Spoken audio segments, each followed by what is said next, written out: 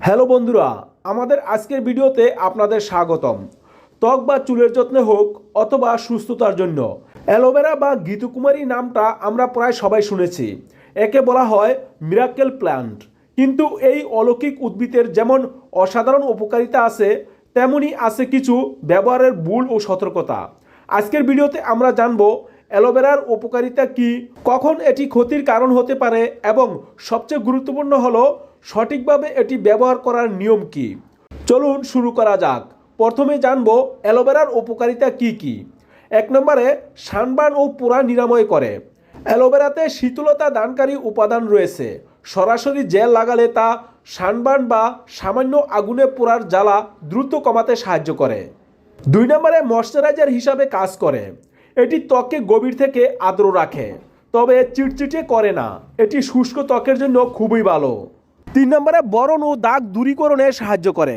এর অ্যান্টিব্যাকটেরিয়াল এবং anti inflammatory বৈশিষ্ট্য ব্রণ কমাতে এবং ব্রণের দাগ হালকা করতে সাহায্য করে। 4 নম্বরে বার্ধক্যর ছাপ হ্রাস করে। অ্যালোভেরা ত্বকের স্থিতিস্থাপকতা উন্নত করে এবং ফাইন লাইনস বা বলিরেখা কমাতে সাহায্য করে। 5 নম্বরে খুশকি দূরীকরণে সাহায্য করে। এর এনজাইম মাথার ত্বকের মৃত কোষ দূর করে এবং খুশকি কমাতে সাহায্য করে। 6 নম্বরে চুলের কন্ডিশনার হিসাবে কাজ করে। এটি চুলকে নরম ও জলমলে করে এবং চুল পড়া কমাতে সাহায্য করে। 7 নম্বরে হজমের উন্নতি করে। অ্যালোভেরার জুস পরিপাকতন্ত্রকে শান্ত করে এবং কোষ্ঠকাঠিন্য দূর করতে সাহায্য করে। 8 নম্বরে রোগ প্রতিরোধ ক্ষমতা বৃদ্ধি করে। এটি অ্যান্টিঅক্সিডেন্ট এবং ভিটামিন সিতে পূর্ণ, যা রোগ প্রতিরোধ ক্ষমতা বাড়াতে সহায়ক। এবার জানবো সবচেয়ে গুরুত্বপূর্ণ বিষয়টি, অ্যালোভেরা ব্যবহারের সঠিক নিয়ম। যে কোনো উপকার পেতে হলে তার সঠিক প্রয়োগ জরুরি। অ্যালোভেরার ক্ষেত্রেও এটি আরও বেশি প্রয়োজন। 1 নম্বরে হলুদ অংশটি বাদ দিন। গুরুত্বপূর্ণ, অ্যালোভেরা পাতা থেকে জেল বের করার আগে পাতাটিকে কেটে কিছুক্ষণ লম্বালম্বিভাবে দাঁড় করিয়ে রাখুন। দেখবেন হলুদ রঙের একটি রস বের হচ্ছে। একে বলে অ্যালোইন। এটি একটি রেচক এবং এটি ত্বকে জ্বালা বা অ্যালার্জির সৃষ্টি করতে পারে। এই হলুদ রসটি পুরোপুরি ঝরে গেলে তারপর জেল ব্যবহার করুন। 2 নম্বরে ত্বকের জন্য সরাসরি টাটকা জেল ব্যবহার করতে পারেন বা আপনার নিয়মিত ময়শ্চারাইজারের সাথে মিশিয়ে নিন। শুষ্ক ত্বকে রাতে এটি ব্যবহার করলে ভালো ফল পাওয়া যায়। 3 নম্বরে চুলের জন্য জেলের সাথে সামান্য নারকেল তেল বা দই মিশিয়ে হেয়ার মাস্ক তৈরি করে ব্যবহার করতে পারেন। 4 নম্বরে সেবনের নিয়ম। অ্যালোভেরা জুস তৈরির জন্য শুধুমাত্র স্বচ্ছ জেল ব্যবহার করুন এবং অবশ্যই হলুদ অংশটি সম্পূর্ণভাবে ফেলে দিন। সপ্তাহে 2-3 বারের বেশি খাবেন না এবং খাওয়ার আগে আপনার ডাক্তারের পরামর্শ নিন। এবার জেনে নেই কিছু অপকারিতা ও সতর্কতা।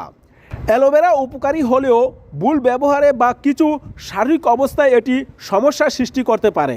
যেমন 1 নম্বরে অ্যালার্জি হতে পারে। কিছু মানুষের অ্যালোভেরাতে অ্যালার্জি থাকতে পারে, তাই প্রথমবার ব্যবহারের আগে ত্বকের একটি ছোট অংশে পেস্ট টেস্ট করে দেখুন। যদি লালচে ভাব, চুলকানি বা জ্বালা হয় তবে ব্যবহার করবেন না। 2 নম্বরে ডায়রিয়া বা পেটের মোচড় সৃষ্টি করতে পারে। আগেই বলেছি, হলুদ রঙের অ্যালোইন অংশটি পেটে গেলে ডায়রিয়া বা পেটের মোচড় সৃষ্টি করতে পারে, তাই খাওয়ার সময় সতর্ক থাকুন। 3 নম্বরে ওষুধের সাথে প্রতিক্রিয়া। খাওয়ার ক্ষেত্রে যারা ডায়াবেটিসের ওষুধ বা মূত্রবোধক ওষুধ খাচ্ছেন তাদের অ্যালোভেরা জুস খাওয়ার আগে অবশ্যই চিকিৎসকের পরামর্শ নেওয়া উচিত, কারণ এটি ওষুধের কার্যকারিতার উপর প্রভাব ফেলতে পারে। 4 নম্বরে গর্ভাবস্থায় সমস্যা হতে পারে। গর্ভবতী মহিলাদের অ্যালোভেরা জুস পান করা উচিত নয়। তাহলে বন্ধুরা, আমরা জানলাম অ্যালোভেরা সত্যি এক প্রাকৃতিক উপহার, যা ত্বকের যত্ন থেকে শুরু করে হজম শক্তি বৃদ্ধি সব ক্ষেত্রেই দারুণ কার্যকর। তবে মনে রাখতে হবে, সঠিক ব্যবহারের নিয়ম ও সতর্কতা মেনে চললেই তবেই এর থেকে সম্পূর্ণ উপকার পাওয়া সম্ভব। হলুদ অংশটি বাদ দেওয়া এবং পেস্ট টেস্ট করা, এই দুটো নিয়ম অবশ্যই মেনে চলবেন।